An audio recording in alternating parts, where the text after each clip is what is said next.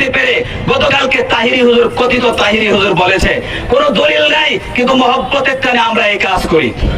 আমরা বলতে চাই,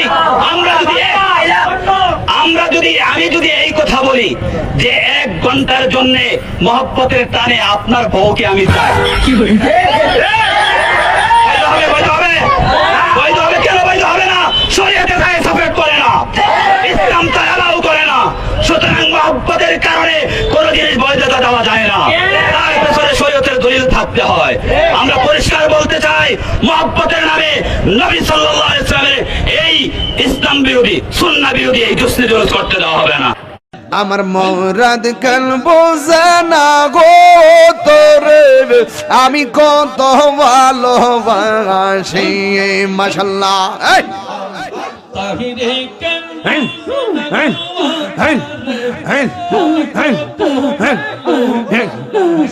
আমার নজরুল কেন বোঝে না গো তোরে, আমি কত ভালোবাসি মাশাআল্লাহ।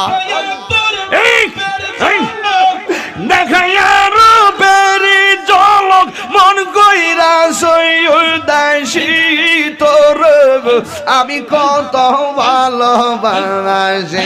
আলী আহমদ কেন বুঝে না গো তোর, আমি কত ভালোবাসি মাশাআল্লাহ।